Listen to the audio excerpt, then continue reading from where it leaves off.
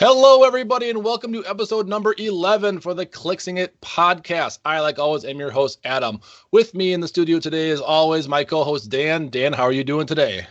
I'm all right, Juice. And Richard is back from his hiatus on Monday. Richard, how are you doing today? Good. I'm moved into the new place, so I'm very happy. Awesome. And then with us also is a special guest, Will. Can you say your last name again for us, Will? I've tried for years. I can't. No, I'm kidding. It's Feliciano.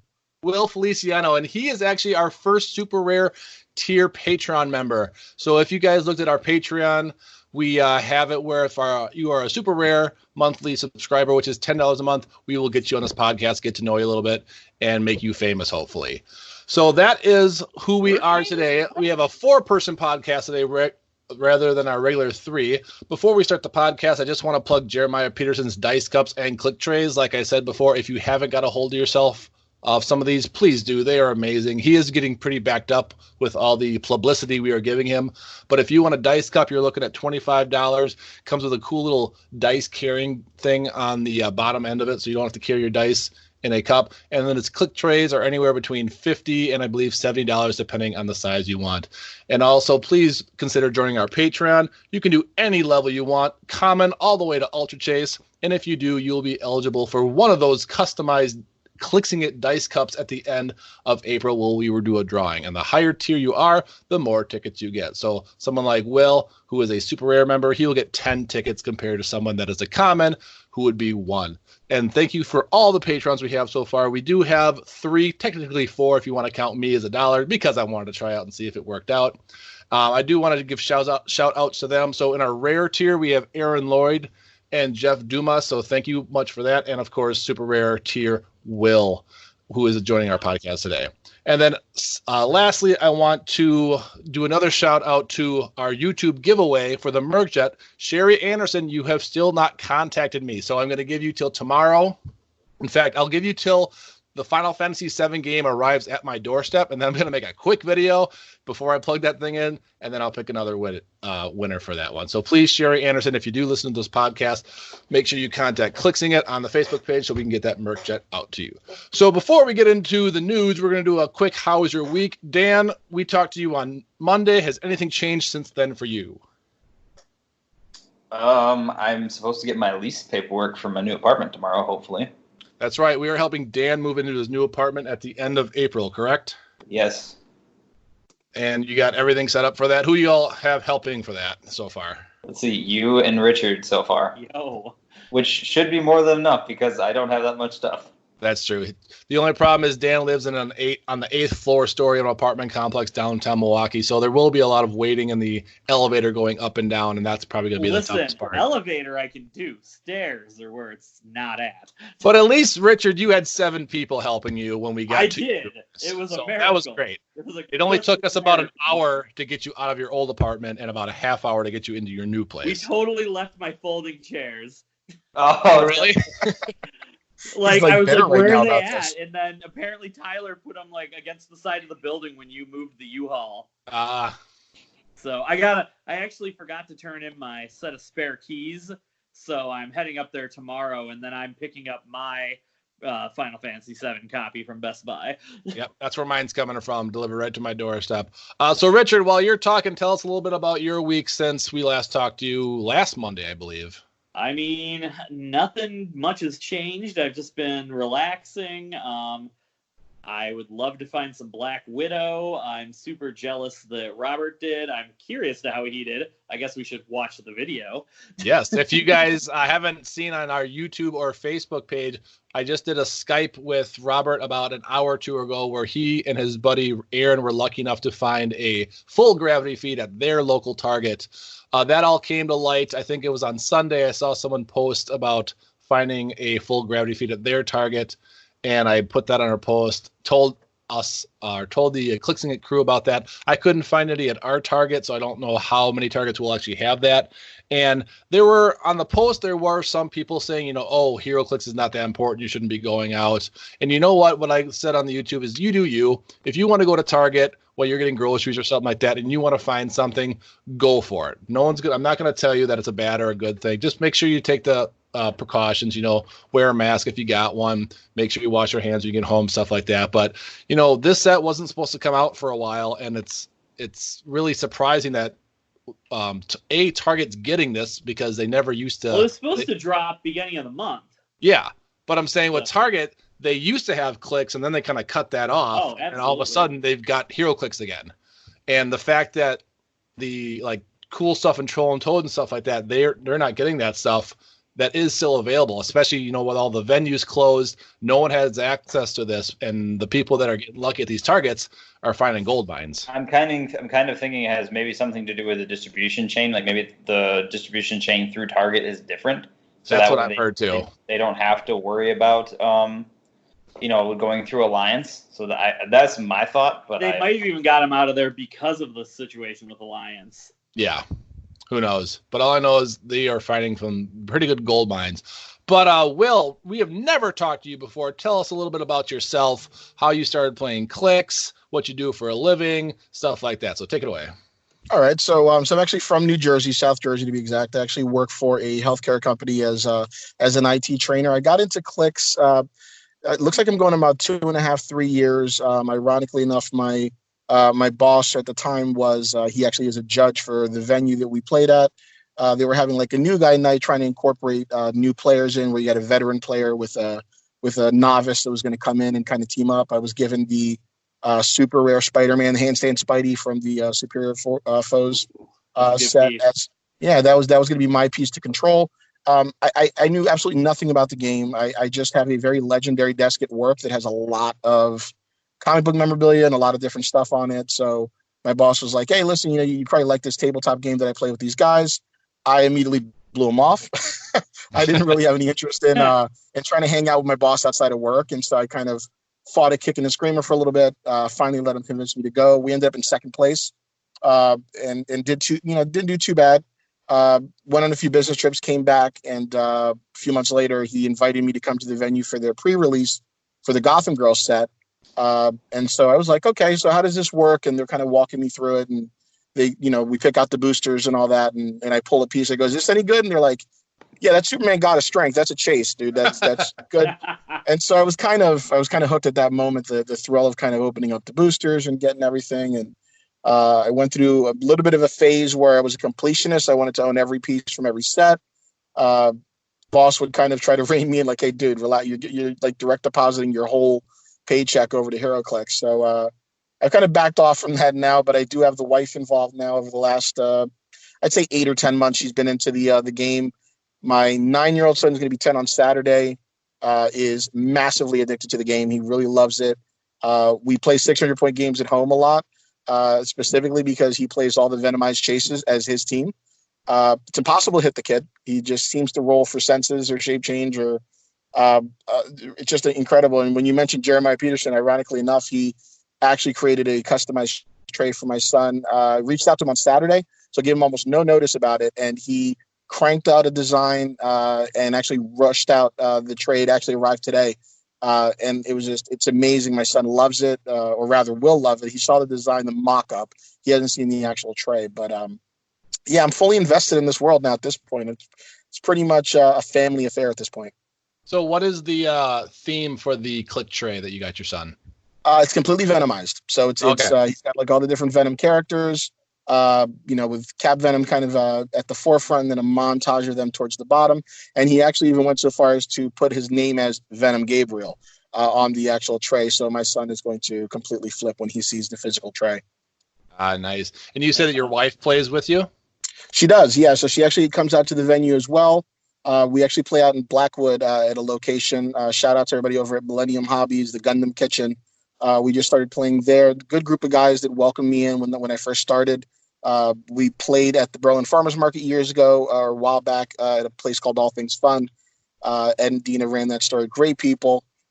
So we started incorporating my wife into it because she, every Sunday I'm going to the venue and she's like, how's this game work? And I started kind of getting her into it. And all the guys are just super welcoming. They want to kind of teach you how to play it. A lot of times it's a lot of timer pausing while they explain things to people that are brand new. And just kind of saying, all right, so I wouldn't do that move. I'd do it like this. So it's a really good group of guys. And so my wife is the latest person to get pulled in. And my son's probably not too far along from coming to the venue and actually playing as well. Well, you are very lucky because my wife absolutely hates Heroclix. She thinks it's a waste of time. She hates it that I have a podcast and a YouTube channel. She hates the fact that I go, or used to go, I should say, on Sunday or every Sunday to play Heroclix. Partly because she works on Sundays at a hospital, and I have to find a babysitter to go to Clix. And actually, when my son was like a couple months old, I always used to take him with me, and he just slept while I played Heroclix. But you're lucky that you can play with your wife. I've tried to teach my wife. I think she found it interesting for 0 seconds and quit immediately. So, and hopefully I can get my son to it, but she has told me repeatedly that I cannot get my son into this. So I'm now picturing you trying to read bedtime stories. You're like, all right, and shape change is right. Instead of bedtime stories, it's the powers and abilities. Yeah. What are you reading to him? It's Dr. Seuss, I swear. Give him the pack. But that is Will. So, and Will, like you said before, you used to be a completionist with the set. Me too. Before I was married with my wife, same thing. I had to have every figure in the set, even the chases. And then when they started pumping out, 4 or 5 sets a year plus gravity feeds, it didn't seem feasible for me to be able to keep up with that. So now I just pretty much go for the CUR set and then a couple of the rare or the super rares that I want, and maybe if I get a chase or not. Yeah. Well, it was either be a completionist or pay my mortgage. It was one or the other. Yeah. And, with some of the sets, it's almost impossible, like with Mighty Thor with all the objects and the prices those were going for. War of Light, where there was like 160 pieces in it. The new set, Justice League, where there's, what are we at, 100 and how many cards for team-ups? It's got to be 125. That's my 125, is it? So 125 plus the 60 or 70, you're looking over 200 pieces of that set. I mean, they're making it very hard. It's just the cards, not the pieces. Oh, no, so it's 125 total things? No, it's 125 team-up cards. Yeah, that's what I meant, plus the 60 plus or 70 figures. So you're looking at 200 pieces for that entire set. Yeah, that's too much. Yeah. But I feel bad for my buddy Rob because he is a completionist. Yeah. And he's going to want every single one of them cards, and it's going to be the worst. Yeah. Well, and especially, when they make the chases very valuable, like all the Venom chases or... what do you mean? The Venom chases aren't valuable, dude? Nobody wanted those after they were not the new hotness anymore. Right? Well, Cat Venom still goes for a premium right now, so... Yes.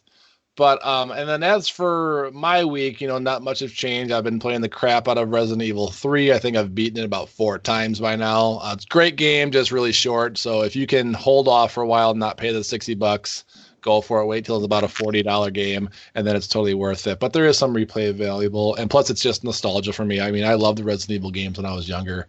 So, and other than that, I've been, updating stuff for the Clixin It channel and stuff like that. But Mike, I don't remember if I mentioned before, but we did just do a video with Robert where he was opening the Black Widow set that he got from Target. So check that out. But we are going to move into news. We don't got a lot of news, but we do have some news.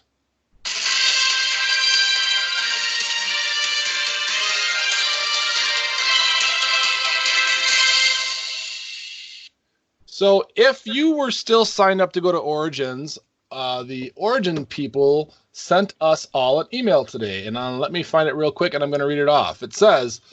The Gaming Manufacturers Association, GAMA, the nonprofit organization serving the hobby game industry, today announced that it will be postponing the 46th annual Origins Game Fair, originally scheduled for June 17th through the 21st, 2020 at the Greater Columbus Convention Center to October 7th through the 11th, 2020. The tabletop convention attracts more than 200,000 attendees from all around the world to Central Ohio to play thousands of board games, collectible card games, miniatures, and role-playing games such as Dungeons & Dragons, Magic the Gathering, Pathfinder role-playing game, Catan, and hundreds of other titles. And I'm not going to read the rest. But what's interesting about that date is that is the same as Worlds at Graceland. So if you were hoping that WizKids was going to show up to Origins, I highly doubt that because I don't see them being at 2 places at once. What do you guys think? No, not a chance. No. WizKids already pulled out of Origins, and if they've got something else going on, they're not going to bother. Yeah, I don't think they're going to be like, yeah, let's jump back in that. No. Well, and then they got to split up their staff and judges to go to those two places. They got to split up the product. I got really excited when I saw that it was being postponed until October 7th. And I was like, hey, now we can probably go. But then the fact that actually Rob Peterson told me that it's the same weekend as the Worlds, I don't see it happening, unfortunately. But who knows? Maybe you see now, is there a chance that they postpone Worlds at all? Yeah, I mean, we don't even know where we're going to be as a society by October, so who knows if it's even going to happen. But as of right now, that's what they're doing. I know they were planning on making the final decision in May when they're going to do it, but I think they just knew we weren't going to be able to have, or they were going to have Origins in June, so they just went ahead and postponed it. But, hopefully we'll be somewhere in that society or in that way of society by October, but who knows. But hopefully, if we are, I know Dan and me are planning on going, and we'll see who else from the Clixin It crew wants to go. It is. What's that? I very well could. We'll see. Yeah, and if anything, we fly down there because that's a bit of a drive going on all the way to Graceland. But like I said, we'll find out more in the upcoming months what we are as a society. So any more thoughts about that for Origins, guys? I mean, it doesn't shock me that it's actually, I'm surprised they didn't just straight up cancel it. So yeah, I mean, I like Origins. This would have been my 4th year. It wouldn't be a bad thing to try Worlds out for a time, but I'm not going to know about anything that goes on down there. That was a nice thing about Origins, was I knew where stuff was, how it worked. So it would just be kind of a brand new world to me and everyone else who goes down there who doesn't usually go to Origins. But that is really all the news we have. We're not going to do any Justice League previews. As I'm sure a lot of you guys know, the Justice League set was supposed to be dropped yesterday, but a lot of the distributors didn't get their stuff because of the whole coronavirus thing.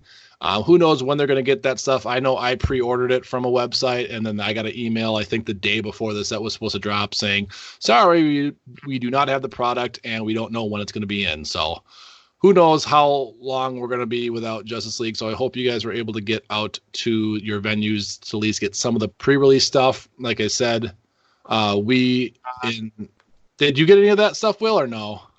Unfortunately, just before we were set to have that is when our venue kind of decided to shutter for the time being. So yeah, unfortunately, me and my group, we're just kind of waiting.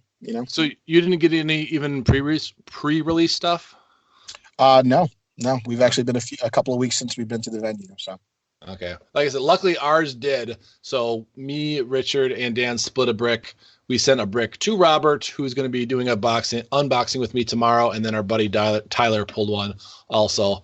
And if you want to check out that video, that's also up on YouTube. So hope you guys got your at least a couple boosters out. I know there is still a couple more boosters at the Oak and Shield for our venue. So Dan, you are the closest to it, so you can always go get those. But I know this isn't really your kind of set, so I don't think you're going to be getting much more of this set. That's a no. That's a no. So that is the news, and we are going to get into the next section, which is Make It Meta.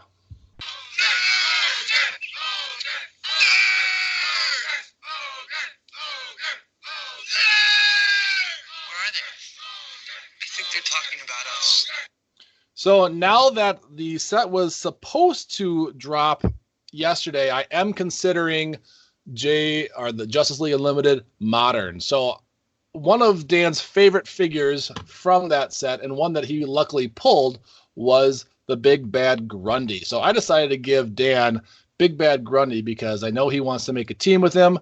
I know he loves him. If you don't know about Solomon Grundy, in fact, you know what? I'm going to let Dan talk to you about Grundy because of how much he loves him, and then he can take it right away into his team. So Dan, take it away.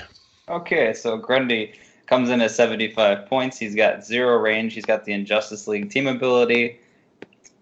He's got a wild dial, so he can switch in between the two. He's got his keywords are Brute, Gotham City Underworld, Injustice League, Injustice Society, Monster, Mystical. So he's got a trait is the Injustice League trait at the beginning of your turn. Roll a d6. On a 6, give an action token to opposing character that's 100 points or less. And he's got his second trait is the life and death of Solomon Grundy free. Turn Solomon Grundy's dial to the same click number of a different color. The first time Solomon Grundy would be KO'd, instead turn him to either click number 1, and he can't use this trait for the rest of the game, Protected Pulse Wave. So he's a don't die piece the first time, which is pretty cool, and I like the switching the clicks. depending on which role I want him to play, because his one side's really durable and he's very tanky, and the other side's a little more offensive oriented, and he can get in the fight and hit really hard in some cases. So my team is Solomon Grundy at 75, Onslaught at 125.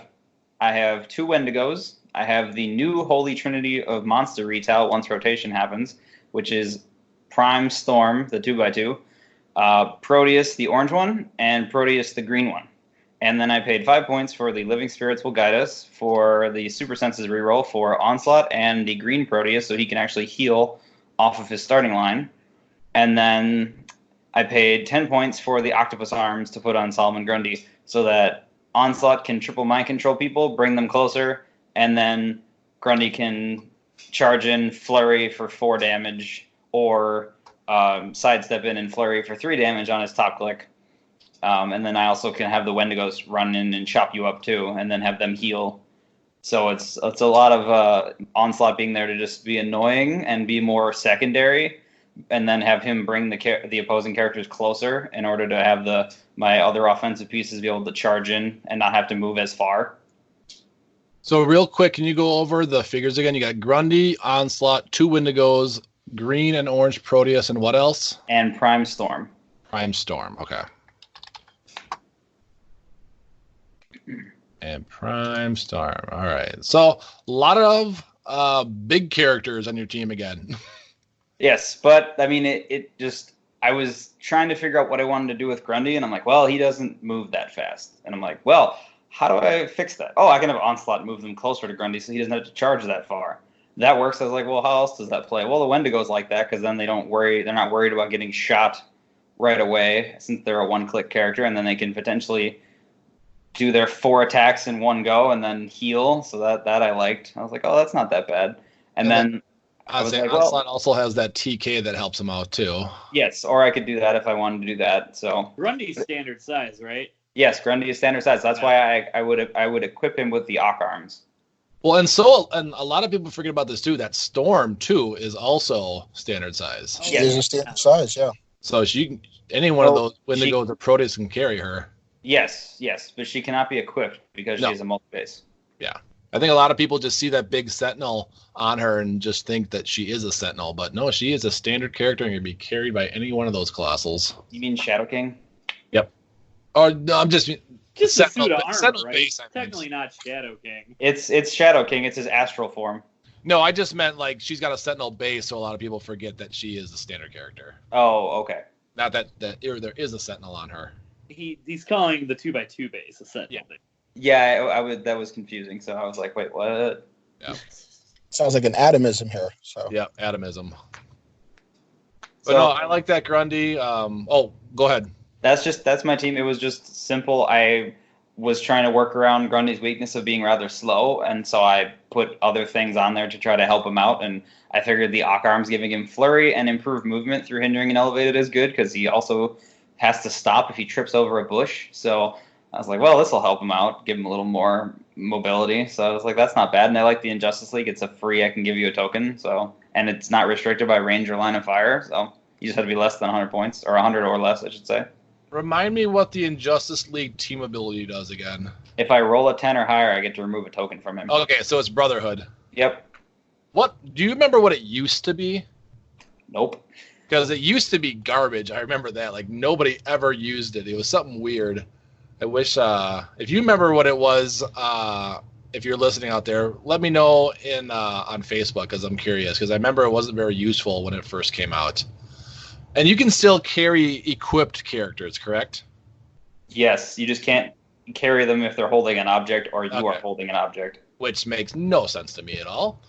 So you're telling me like Superman can't hold onto a rock and Lois Lane? Come on.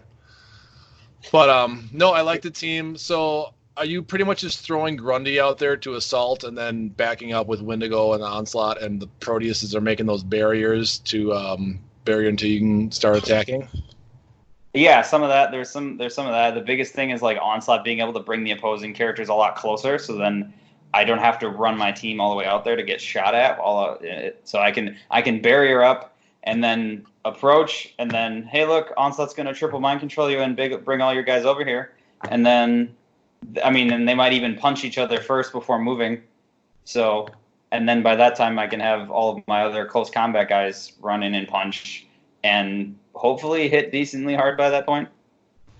Is Onslaught able to TK the other set or the other colossals, or no? No, if you're a multi, or yeah, you can be TK'd. You can be.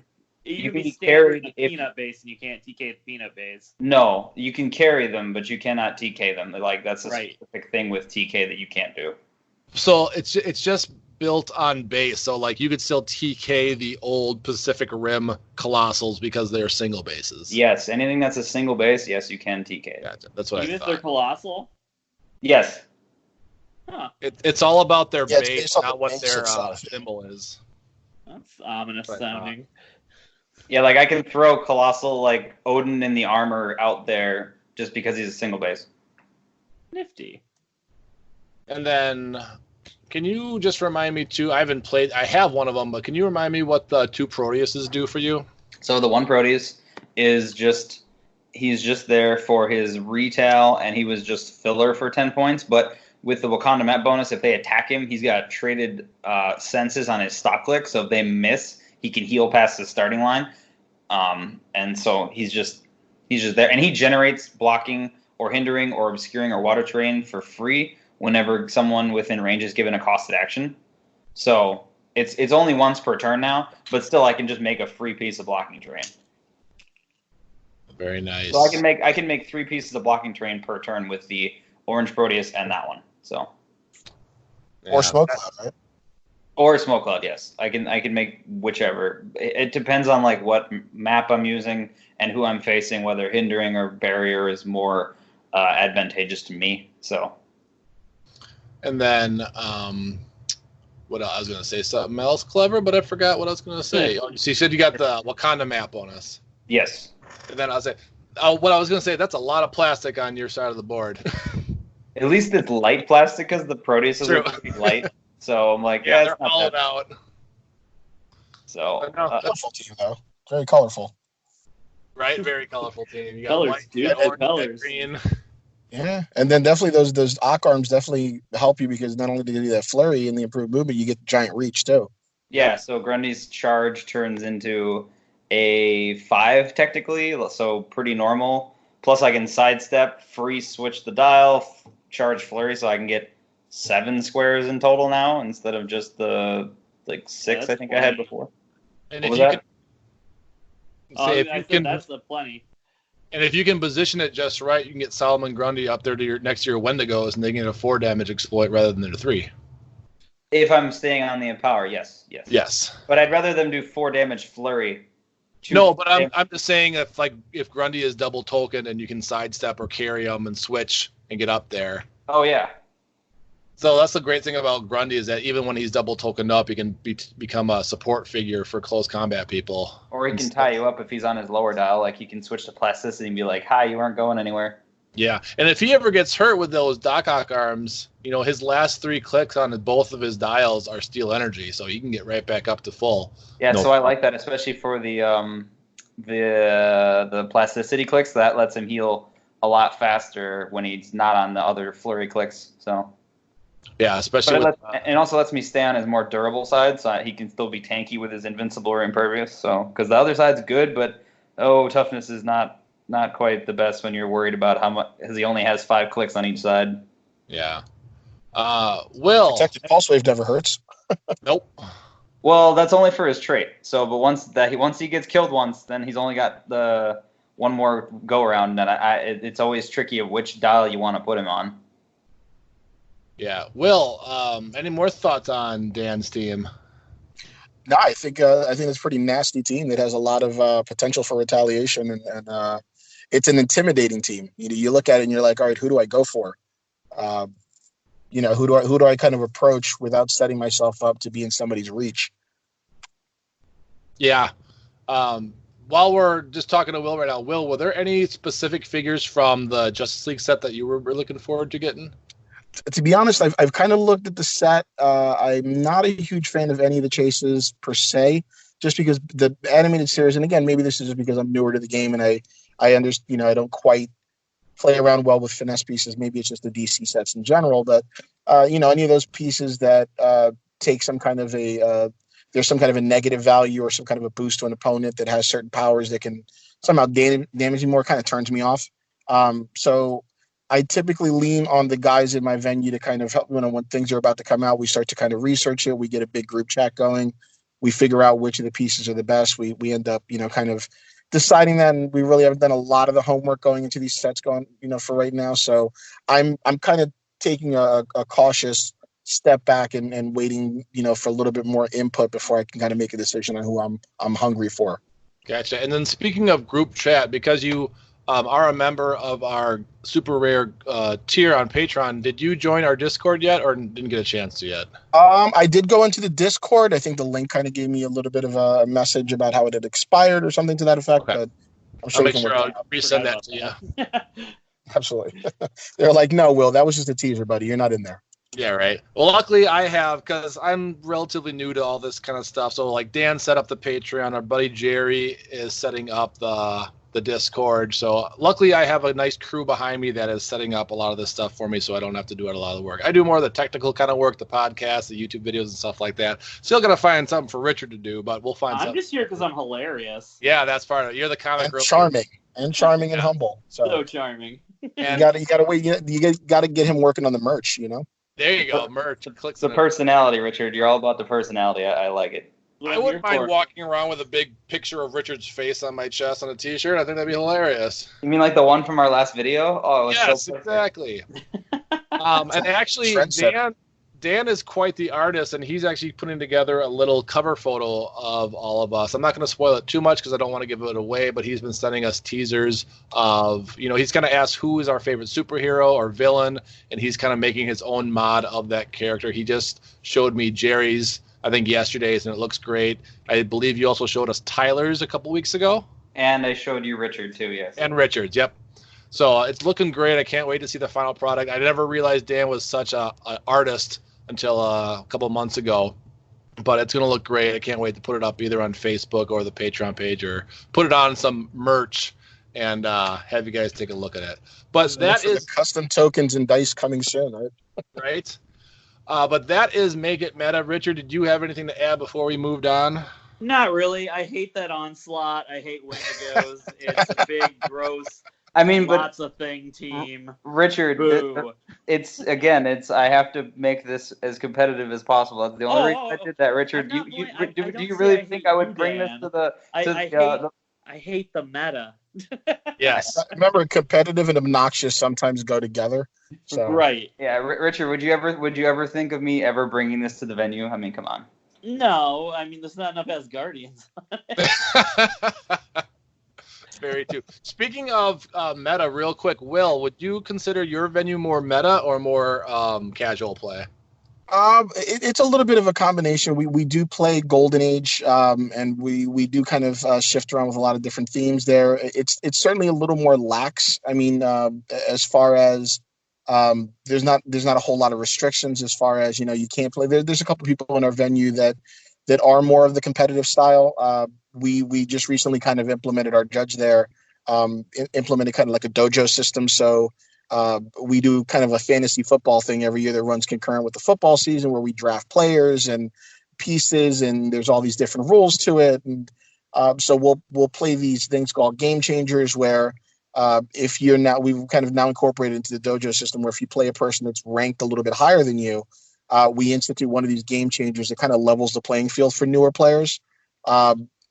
Things like extreme heat, where it basically shuts off willpower, or dense fog, which means that all range is limited to like 4 no matter what.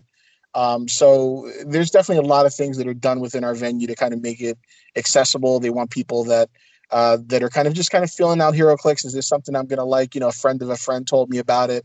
I don't want to go there and come with just like 2 boosters that I pulled and get creamed. It gets intimidating. My wife's very much of that vein, where she was worried at how good these players were, that they were just going to just walk all over her and she wasn't going to be into it.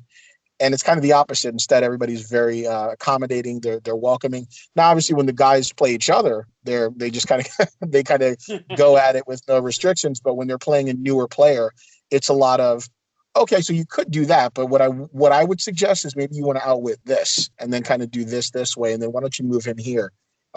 So we kind of fluctuate between the two, but it's certainly more of a we want to do it for the fun, not so much for the bragging rights, Yeah, and I think that's the way to do it, because you don't want to be a very competitive group when you're trying to bring in new character or new players, because they get creamed and then they're like, well, this was fun, and then they never show up again. So I hands down would not have continued to play this game if I would have gone in there and just every week would have been loss after loss after loss. I'd have been like, I'm not going to have the learning curve to be able to get good at this and to want to invest any money into it, because let's be honest, it's this kind of a hobby does get pricey. There's a lot of we touched on it earlier. There's a lot of investment that you have to put in, not just time, but money, mental energy, building teams, thinking around all these different things. I don't think that I would have been as invested if it wouldn't have turned out to be as fun, and if I wouldn't have landed amongst a group of people that were not just good, but they were so willing to teach you and willing to kind of bring you into the fold. Yeah, and that's the thing that's going to keep this game going, is newer players. I mean, we're awesome and all that. We can, put the money into it, but newer players aren't going to be spending $12 or $14 for 5 figures and then not know what's what, that or get garbage, and then going against Cap Venoms and Murder Machines and Wendigos and stuff like this, where they're like, how much is that figure? Oh, $60 for one figure? I can't afford that. I'm out. Yeah, our judge actually just also implemented a rule where there's no, he kind of refers to it as there's no gotcha moments allowed. So prior to actually beginning the timer, there's a 5-minute explanation period where the other player has to explain to you what your team does. If you win map roll, they tell you, listen, this kind of map would mess me up. So I would recommend you probably want to play on that one. So that there's no, you KO'd my piece, and now you take all this damage and we steal your children or all this stuff. So, if you want to know what a gotcha moment is, go look over anytime I'm playing Adam in any of our venue videos. That'll show you what gotcha moments are. You beat me by half a second, Richard. I still think, I don't know which one's my favorite, either Caveman Wolverine or the new MODOK. I think the new MODOK is my new favorite. I did more work gotcha for the MODOK. I did way more work to set it. It's like, come on, if you see me setting up for what had to have been 4 or 5 minutes, and you can obviously tell what I'm doing, help me out here a little. Yeah, if you want to watch a great gotcha movement, look at that was Captain America and the Avengers pre-release. Yeah, that was a good one. See, now, and like I said, those kind of rules are all awesome, and again, my favorite moments in Heroclix aren't when I'm stomping somebody, or obviously when somebody's stomping me. It's when, again, the beauty of Heroclix is that there are dice involved and there's no absolutes. And I know we bring our probs and our perplexes and our outwits to try to control the game as much as humanly possible. But the best moments are when you totally whiff something, or somebody totally, I'm swinging at you with this 8 attack chump that totally crit hits and kills your dude, and you never thought it was going to happen in a million years. God, I want to show up with Flag Smasher and a bunch of ultimatum dudes. I've done that once. It was hilarious. So I talked about die a lot, but was it hilarious when one of the 8 attack dudes smoked a guy? Yes. I talked about the football venue that we did. One of the rules that we have in there is we have a rule where it's concussion protocol. If somebody is KO'd due to pushing damage or due to a critical hit, that player is concussed for the month. You can't use them as part of your team till the beginning of the next month. So we're doing something. I'm playing a team. I got my team set up. Everything's great. Everything's positioned perfectly well. I start the match off. I have Jeanette sitting on the edge of it, upper elevation, so she can start providing TK support. We're on the Adelon Moon map, and so my boss, who I'm playing him at this point, he moves up his team, moves over Fast Force's Hawkeye that can curve the arrow, and does a perplex up. Then he goes and I say, you do realize that Jeanette takes a maximum of 1 damage unless you roll doubles, right? And he goes, yeah, no, I'm aware of that. And so he sets everything up, curves the arrow, rolls a crit hit, smacks Jeanette in the face. She then falls off the building and is KO'd in one shot. We had to pause the timer because I couldn't stop laughing for the first 5 minutes of that match. This is so good. Because it was the most absurd thing I'd ever seen in my entire life, and I literally had tears in my eyes. I could not stop laughing. And I'm just staring there, just in my head, visualizing this happening in real life. She's standing up on a rooftop, and Arrow smacks her off the rooftop. The rest of my team is standing dumbfounded as Jeanette lays unconscious on the ground. That's the kind of moments that make us into this. And when I mentioned that my kids are into it, we try to get at least one game in a day. And so I played my wife with her very powerful Avengers team. We're trying to get her into it. So she plays like, the Chase Thor and Captain Marvel Super Rare from the most recent set and War Machine and all that. And so we're going back and forth, and it's a crazy game. It comes down to the Captain Marvel movie set, Uncommon or Rare. I think it was 010. And so it's focus one. Yeah, the shifting focus one. And so it's to her on her last click against Captain Marvel on her last click, and she goes to hypersonic through to deal that penetrating damage, and then goes to hit me, and she rolls a crit miss. And so she's KO'd prior to dealing the penetrating damage. I immediately messaged everybody on my group and sent them the screenshot of the dice in critical miss. My wife and I are laughing hysterically because she had just said, now this is going to be the part where I would crit miss. Ha ha ha ha. And then rolls a crit miss. Oh, you never say it. You never say it. She always seems to will it into existence. When you talked about that question, do you get more crit hits or crit misses? She definitely gets more crit misses. My son, I don't know what it is. I'm fairly convinced he practices some kind of witchcraft.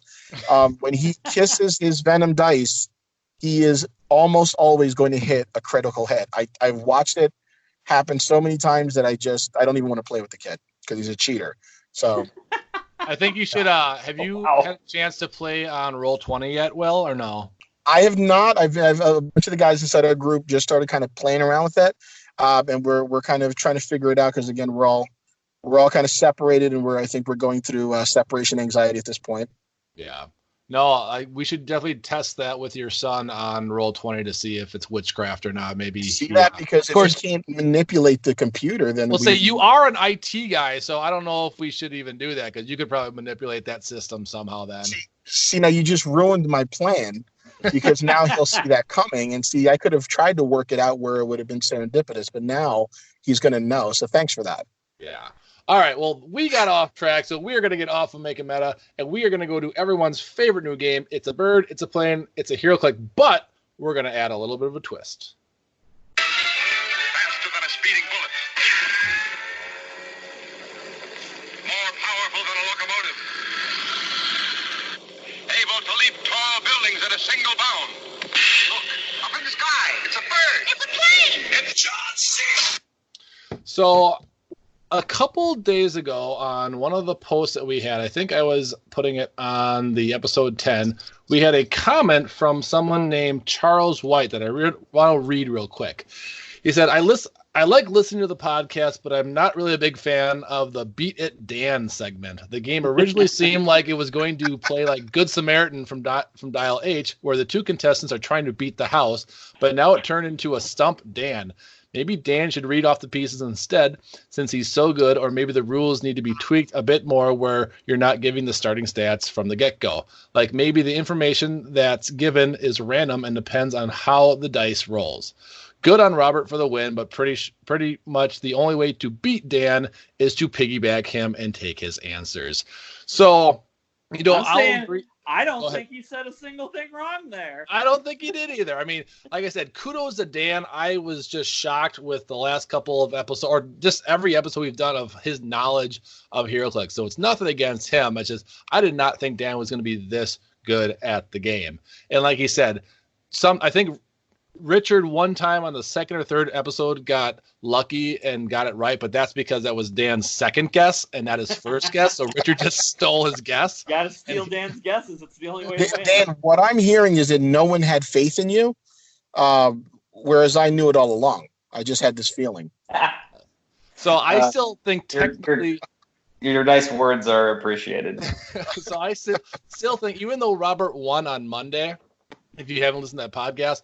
On a technicality, I still think that Dan is undefeated in that game. So I decided that we are going to switch it up a little bit, and we are going to play the Price is Right version of this.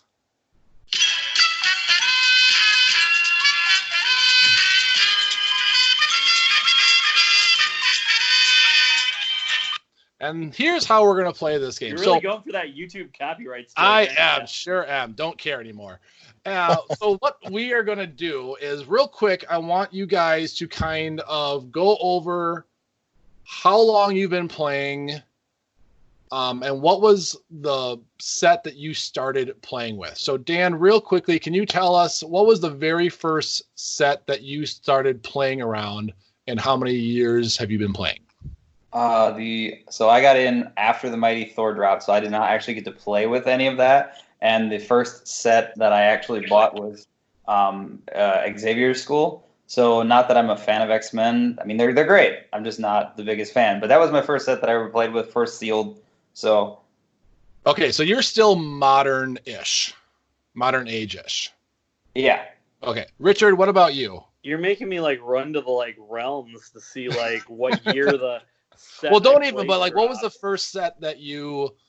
Like when you started playing that was on the shelf that you could buy? The Gen Con I went to, they were using the Superman set and the Incredible Hulk set. So like 6 years-ish? I mean, this is looking... No, longer than that. Stuff I was buying, I bought, like, I don't think I started really getting until probably, like, Spider-Man was one of the first sets I got a lot of. You mean ASM? 2013 that I started playing. I mean like Spider-Man, Web of Spider-Man, or no, Amazing Spider-Man. Okay. So 2013, yeah, like early. Like I just missed Chaos War because that sold really well, I think, and Galactic Guardians. So, and because Superman and Hulk were both like late 2011, but I don't think it was until 2012 that I started playing. So about 8 years now. Holy crap. Okay, and then Will, you said about 2.5, 3 years you've been playing? Yeah, Gotham Girls was the first set that I actually went to like a pre-release and started buying the merchandise from there. Okay, perfect. So what I decided to come up with, because I like Charles' idea where he said that, we should just give them randomly, but that's what Dial H does, and I didn't want to copy them exactly, so I was laying in bed last night thinking of what I could do, and I think I found a way to make it all even across the playing field for everybody. And we're going to give it a shot tonight. So this is it's a bird, it's a plane, it's a Heroclix, the Price is Right edition. So how this is going to work is all figures on here are going to be Golden Age. So we're talking, let's see here. We're talking Infinity or Avengers Infinity all the way to Infinity Challenge. And here's how we're going to do this. So I am going to we have 5 figures, and I'm going to give you the figure. I'm going to give you all of its stats, all the powers, anything you want to know, except for the point value. Your job is to tell me the point value of that character. And how we're going to do points is that you're going to take a guess. I'm going to put it down, and then whoever is the closest will get those points. So let's say there's a character that's 53 points. Dan guesses 60. He was 7 points off. He gets 7 points for that round. At the end of the 5 characters, whoever has the lowest score, so we're playing golf rules, is going to win. Eagle. Yep. Go. Does that make sense to everybody? Yeah. It does. We're just trying to guess the point value, basically. You're just trying to guess the point. So I will tell you everything about that character that you want. Yeah, I will tell you everything about that character that you want. The set, everything except for the point value. I can tell you how many clicks deep it is. I can tell you what the clicks looks like on click 3 if you want to, whatever you want. And then you tell me how many points you think that is. And then I'm going to subtract the points. There is going to be no, if you guess over, you get no points. Because I was like we could do like, well, I think this character's 110. And then Richard's like, 111, Bob. And then it kind of screws over the person that guessed. No, I guess 109. Yes. What you do. Or 109, sorry. So we're just going to do solely based on how many points you are off, and then whoever has the least amount of points at the end is going to get the total. Make sense to everybody? $1 bets. Gotcha. No $1 bets. However, there is one point figure out there. Can anybody tell me who it is? Oh. No. Anybody? It's gotta be a pog. It is a pog, but who is the 1 point figure? 1 point? 1 point. Oh God, it's a pog. It is a pog. It's a chick, isn't it? She's got some dumb name. Maybe. Can anyone tell me? I feel like I've seen this, but I didn't commit it to memory, obviously. I can tell that all the veteran Heroclix players are going, come on, how do you not know this? Right. I feel like it was Eric's brother Brett that probably brought this stupid thing.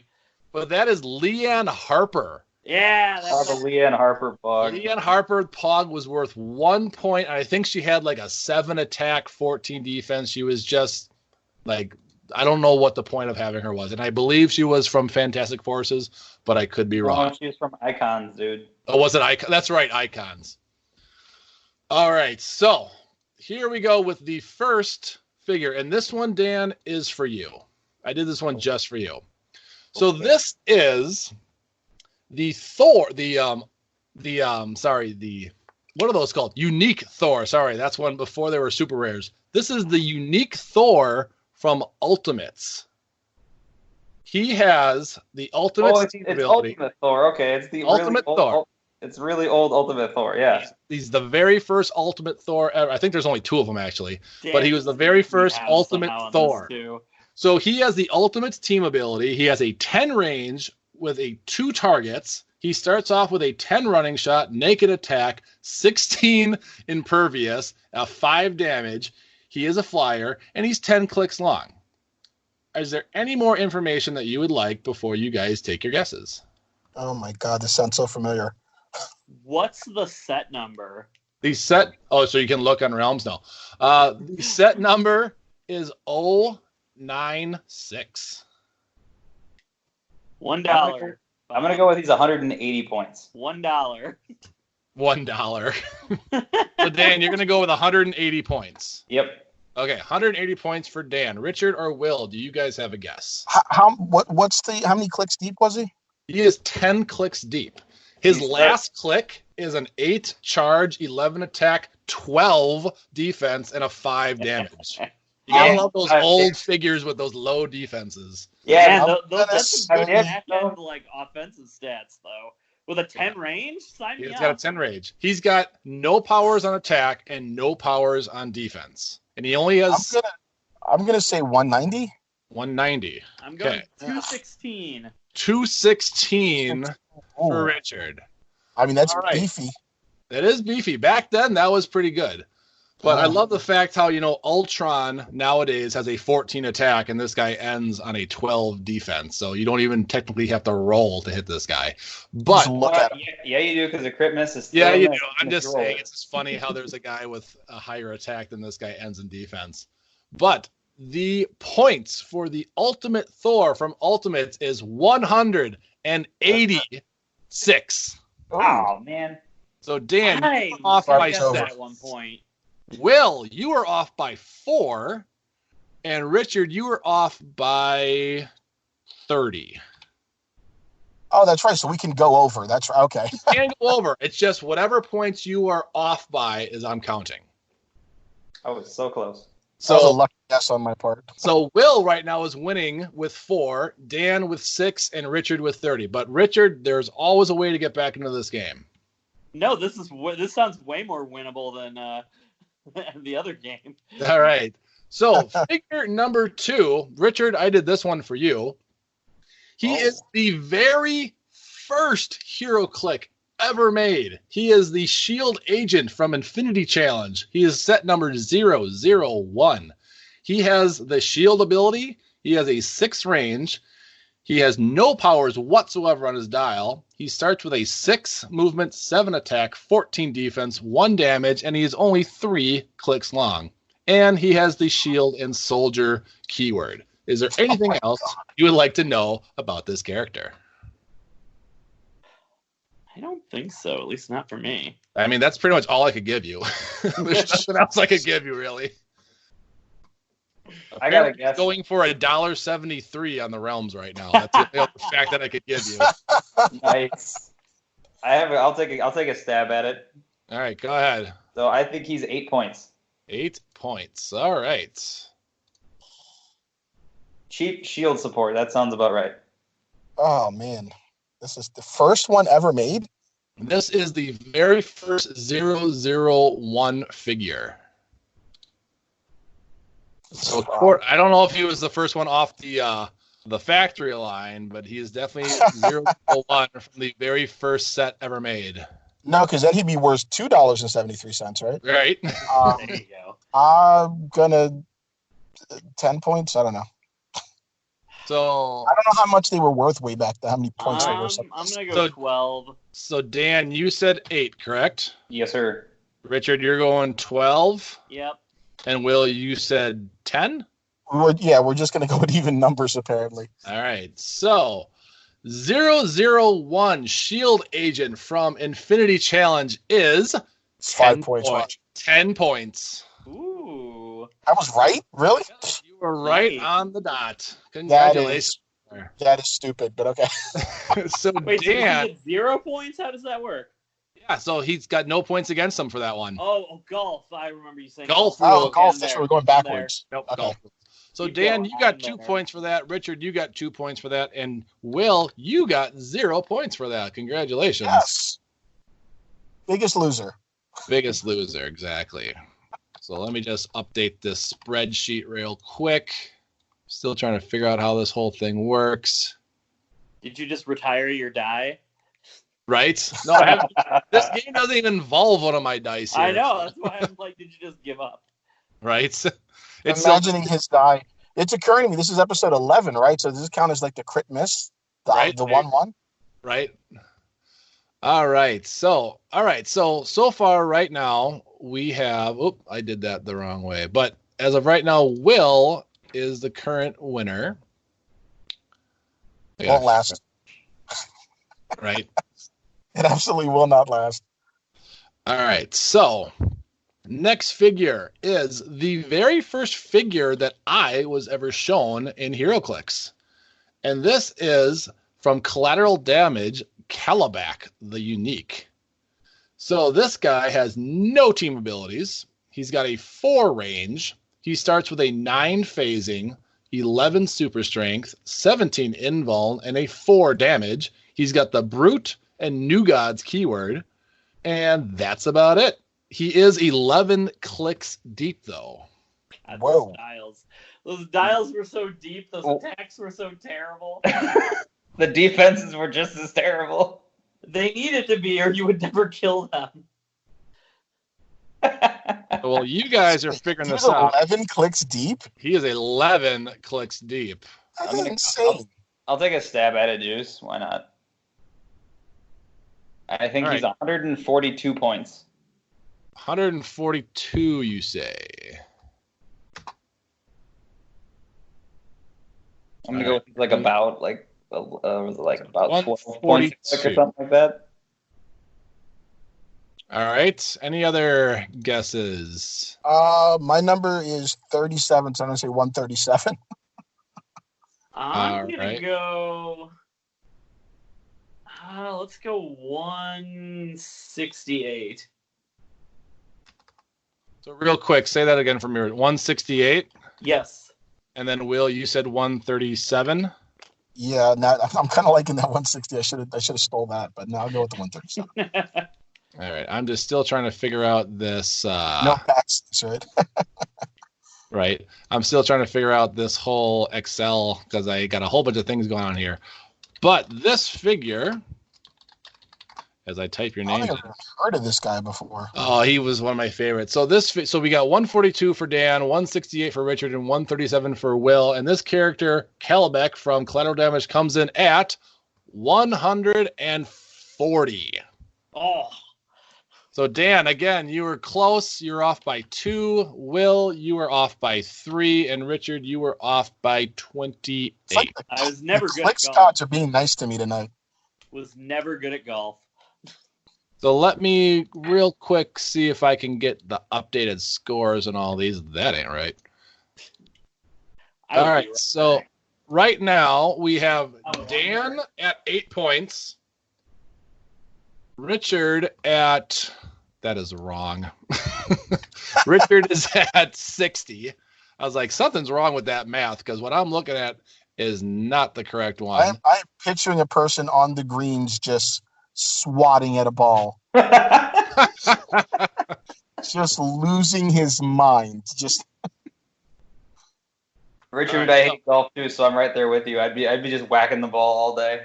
He's throwing it instead of hitting it with the stick. Right. Oh no, I'd just be taking the driver this way.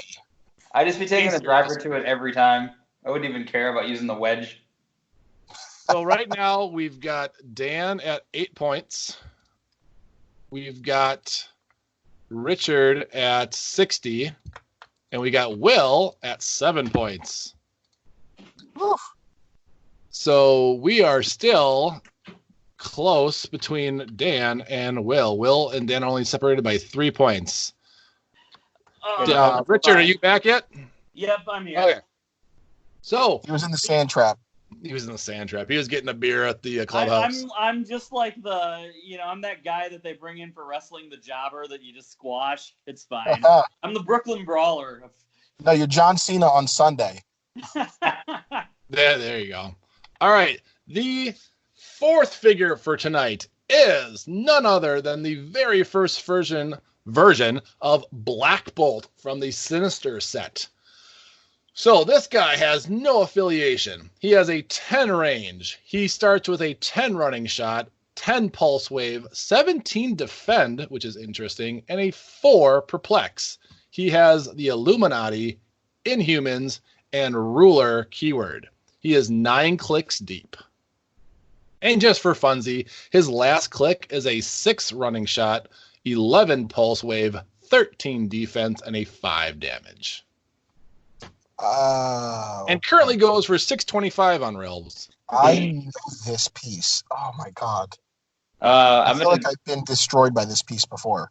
I've gotten destroyed many times by this figure. I will take a shot in the dark at it. I will say he's 170 points. 170 points for Dan. Richard and Will, anything you want me to repeat, or are you still thinking? I will say on click 5, he's got some pretty impressive stats. It's an 8 movement, 7 attack psychic blast, 15 toughness, and a 3 damage outwit. Hey, outwit's never bad. And psychic blast with 10 range, oof. But that 7 attack is just funny. I mean, that's what you got your shield and PD guys for. Yeah. You said there's no affiliation for him, though? No affiliation for Black Bolt. I mean, I've never really seen... I don't think there's a Black... Is there a Black Bolt that actually has a team ability? I don't think so, actually. Yeah, that's what I was trying to... I was like... Funny, because this is the first one I want to go low on. Like, I'm thinking like 111. Is that your final guess, Richard? Yeah, do it. I got to take a big swing if I want to win. Yep. I'm going to say 165? 165. Why are you like chipping away at my points here, man? Wait, what'd you say? I forget. You said 170. Oh, all right. Well, staying close to Dan. Smart move. All right. So with the hot hand, you know. Yeah. So the unique Black Bolt from Sinister with that awesome. Yeah, he was a super rare back then. His that's when they had arch rivals where they had the color bases, and his was Maximus, and Maximus from that set I remember was garbage, but like almost the same amount of points. But this Black Bolt comes in at 166 points. Damn, I'm bad at this. So Will, you were off by an incredible 1 point. This is. Can I just say that this is so dumb? Not the game, just the fact that I'm actually getting. This is what happens when you play a lot of people who play a lot of Golden Age stuff, and you have to study really hard to try to play against them. Yeah, I was back when I started playing. I was like Dan. I studied those clicks like crazy because they didn't have the stats on the character's card. You just had to memorize every single person and what they did. So, yeah, so Dan, you were off by 4 points that time. Richard, sorry, but you were off by 5 points. And Will, I remember the first time somebody showed me a card that didn't have the powers, or when someone explained to me that there weren't cards, I was like, wait, what? Yeah. Sometimes. I gotta get like 100 points to win. That's right. These figures didn't even have cards. They just had the figures. And the powers and the stats. That's all they needed, man. But they had that it's like a little note inside the box that said, figure it out. And one thing I forgot to mention, too, is if we go back all the way to that Shield Agent, that was the rookie version. Back then, they had rookies, experience, and veteran versions of characters. Oh, and that, gosh. of course, because he was 001, he was a rookie. So the total points so far right now are Dan has, Dan has 14. Richard has 115. Yeah, I'm winning. And Will has 7. So there are only 7 points between Dan and Will. Richard, you never know. I'm winning. 8 points, score, dude. baby. High score. High score, right? So our very last figure is going to be Ganthit from the 75th anniversary. He has the team abilities. He's got 2. He's got Green Lantern Corps and Quintessence. He's got a 10 range with double target, so 2 lightning bolts. He starts with a 14 phasing, 11 attack pulse wave, 18 impervious, and a 4 damage. He is a flyer. He has no special powers, so no white powers or traits. And his keywords are Blue Lantern, Cosmic, and Green Lantern. And he is 10 clicks deep. And I can tell you his last click, his middle clicks, whatever you want else to know about this guy. But he's currently going for $4.99. What's that? Juice. Yeah. Did the 75th anniversary come out near Chaos War? Let me check. I don't believe so, but I could be wrong. No, it was a ways ago. Chaos Wars came out in 7/11/12, and 75th came out on 12/1/2010. So 2 years apart. I was thinking they did the 10th anniversary ones like right after Chaos War. No, those were actually quite a ways after that. Those were 2 years after. Yeah, because I was able to find those. I've got a pretty complete DC 10th anniversary set, actually. Yeah, that is when the chases were the Black Lanterns. There was a Martian Manhunter, a Superman, a Black Hand, and a Necron. I don't have the 10th. I have the New 52. New 52. No, I got the Firestorm. I thought the 10th anniversary ones came out in 2012 after Chaos War. Chaos Wars came out in 2012. You're right about that, but the 75th came 2 years earlier. No, I meant that the 10th anniversary was close to Chaos War. Oh, the 10th one was, yeah. That's why I was thinking like this guy would be close to there. I was like, oh no. Nope, this was 75th. Well, that's so funny because when you first said his name, I thought you said Gambit, and I said, wait, how do they have the Green Lantern team ability? How was Gambit with 299 points? Just get the I just gave you the right answer. Juice, what the hell is wrong? What's wrong with Juice? Hang on, now we gotta find a different figure. So let's botch that one real quick. Did you just say it? I did. He just said the answer. I got so excited there. All right, let's try this again. Know this. Were any of you even gonna guess close to 299? I was gonna say 275, but that's just. I was gonna guess 120 over what Dan guessed. All right, let's go with this guy. I was gonna guess 300. So. All right, I can't win if I don't get 120. That is my fault. I was getting too much into the conversation because when you were like Gambit, I'm like, Gambit is like that should have thrown you off that he's not worth 299 points. All right, let's try this one again. We were guessing the points. Yeah, we don't know the points, Juice. That's what happens when you do a new game and don't test run it. You botch the first one. All right, so we're gonna do this guy instead because I always liked this guy when he first came out. So this guy, technically click number 6, but we'll move past that. He is the Red King super rare from Incredible Hulk. He is no affiliation. He's got no range. He's got an 8 charge, 11 blades, 19 impervious, and 3 damage. He is 3 damage. Yep.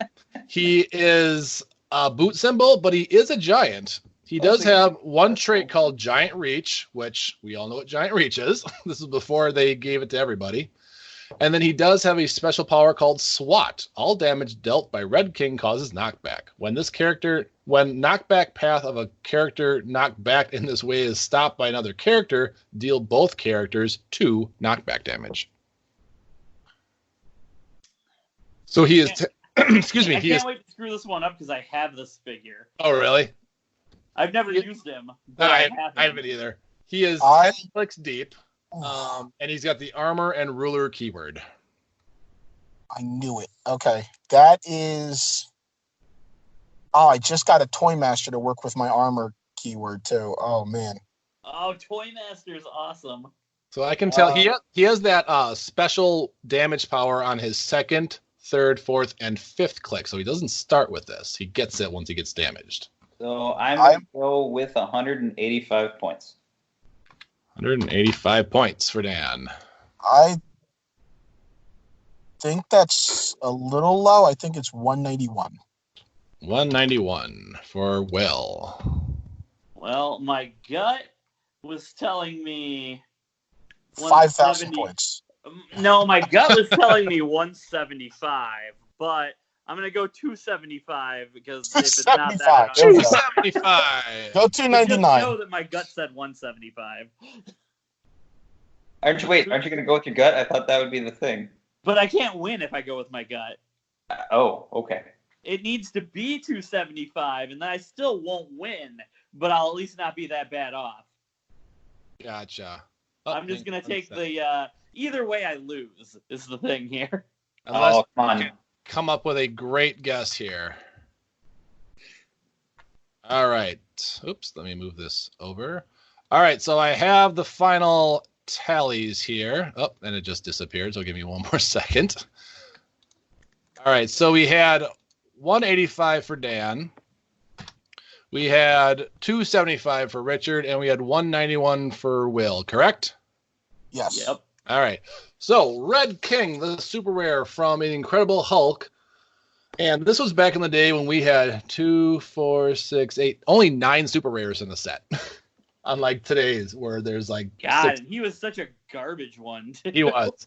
So, for the low, low price of 186 points, you're getting this Red King for all that sweetness. So, for 186 points, you're getting Charge and Blades. It feels like you paid $275 for him, right?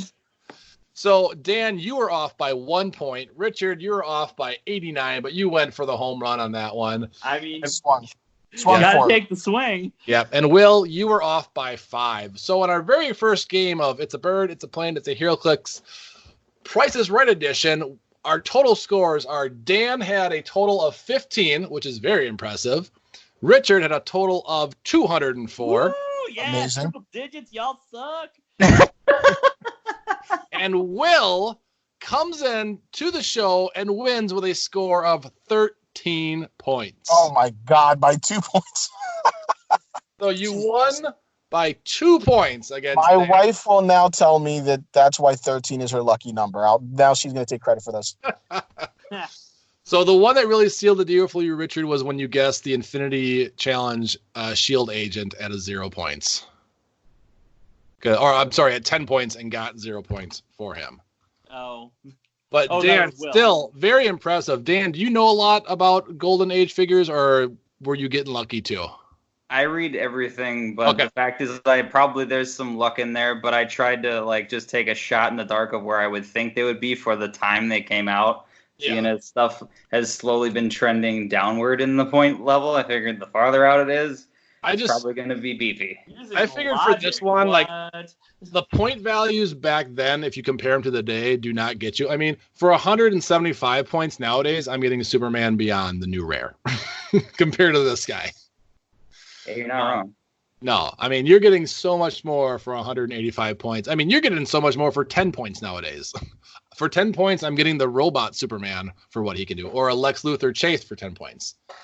But congratulations to Will. That was very impressive also. But that is our new edition. Very lucky, you mean. Yeah. That is our new edition of It's a Bird, It's a Plane, It's a Heroclix. I hope you guys like this version. I know Richard does because it gives him a little bit more of a chance to not get destroyed. Better. It was definitely better, even though the result for me was the same. So expect that one more often than our past game. But if there is anybody out there that wants to take Dan on in our first version, feel free to contact me. We'll get you on the show, and we'll see if you can take down the king. But that is it for that one. We are going to go on to our community questions for Clixin It, or the Clixin It crew question of the day.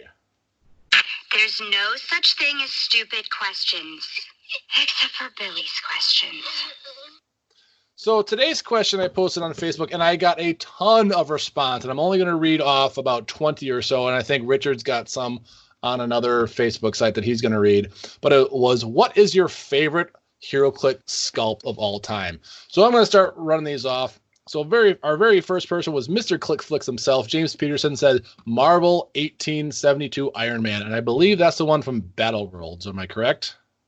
Yeah, it's a steampunk one, I think. Right? Yeah, the steampunk one. Oh, yeah, that one's dope. Yep, and he's only a rare, and you're getting that great sculpt. Yeah, he's dope. There's a free comic book day version of him, right? Yes, there is. If I butcher any of your guys' names, I've got an extra one of those. We should give that away on the show. We could do that. That'd be a great free comic book day one. Yeah. But like I said, if I butcher any of your names, I do apologize. John Benton says the Nightwing from DC 10th Anniversary. I always did like that one. Plus, he's a good figure. Casey James says, oh, man, so many to pick. I'm going to have to go with Green Lantern Batman from the Batman set. That one's also fantastic. Our own Robert Valentine said Man-Bat from Joker's Wild. That sculpt is so freaking sick, but that dial is so freaking bad. Joe Blauberg said Professor Zoom from the Flash set. I'm assuming he's talking about the super rare Zoom. Yeah, that one's pretty good too. Rick Ryan. I like the rare, honestly, though, too. He's kind of got that vibration look to him. Yeah. Rick Ryan says Captain Venom is top of the heap for me, with Venom Hulk being a very close second. Eric Griffin, who was on the show a couple weeks ago, said Nick Fury and Agents of S.H.I.E.L.D. Namor, which I absolutely love. Again, we were talking about how they make water figures just look amazing. They love Namor.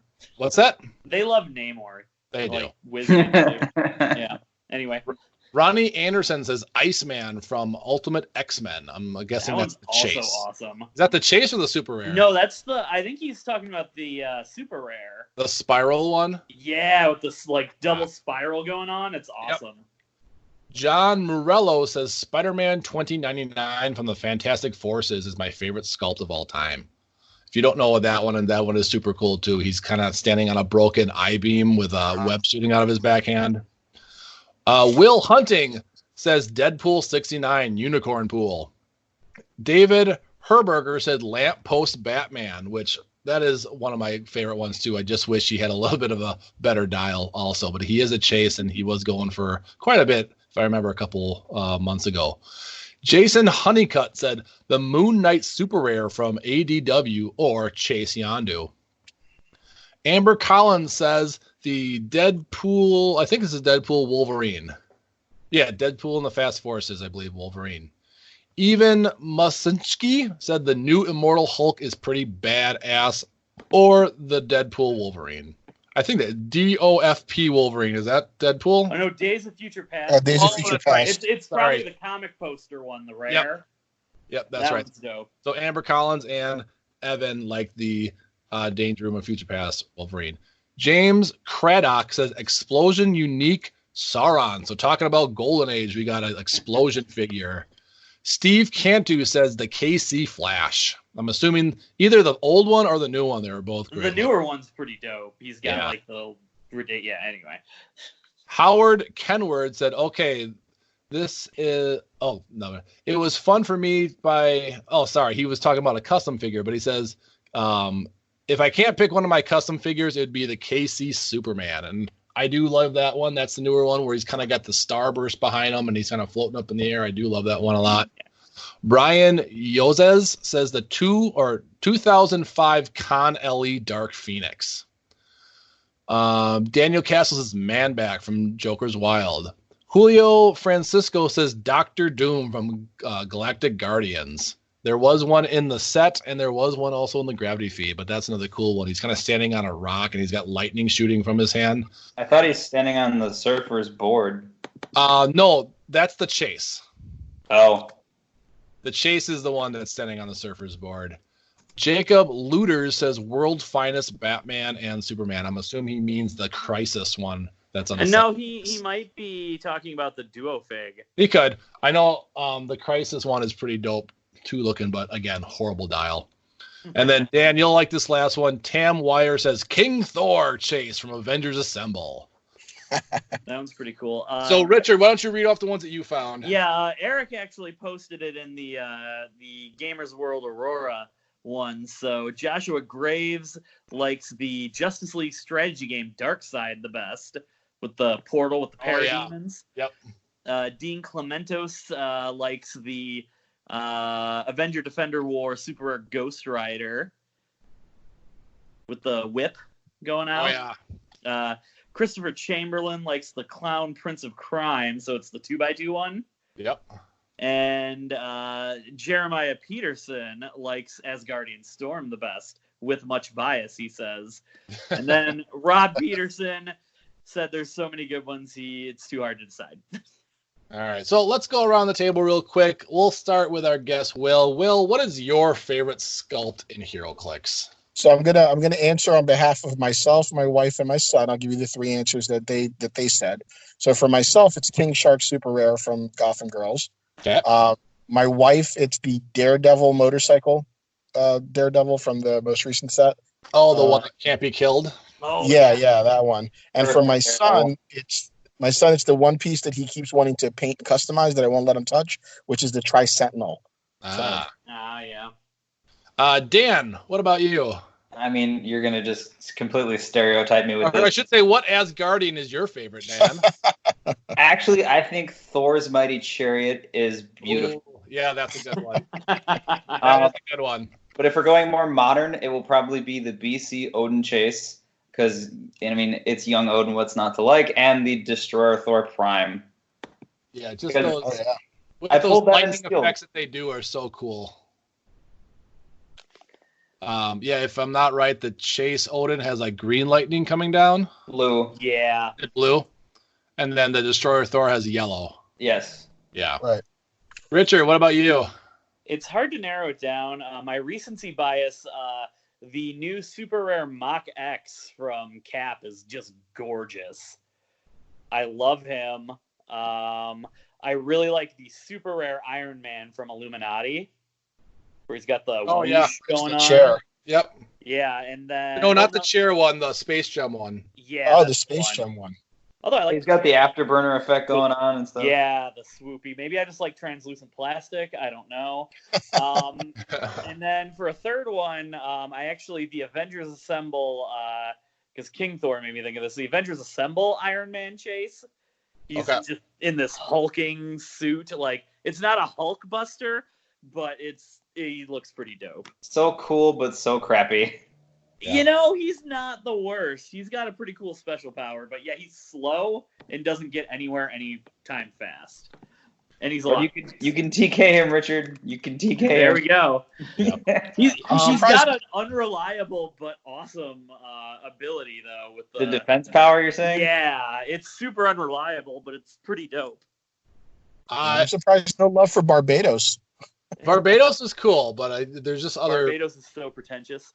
Yeah. Yeah, that's not untrue. You're not wrong there. The dragon from the beginning of time, my ass. There's two that I couldn't decide on, so I'm just going to take both of them. One, of course, is the Superman. The first one is Superman from DC 10th, where he's coming out of the phone booth and he's busting his yeah. I've always liked that one. And even he's got a good dial. He's got like a 12 charge, 12 super strength, 18 or 17 defense with a 4 or 5 damage. I just thought he was always cool because they incorporated some sort of object. And that's the only one that does have a phone booth. And that's such an iconic move of him. And then the other one that I couldn't decide of was, and I forgot what set this was, but it was the Avengers Prime chase where it had all 3 of them on it. It had Captain America, Thor, Chaos War.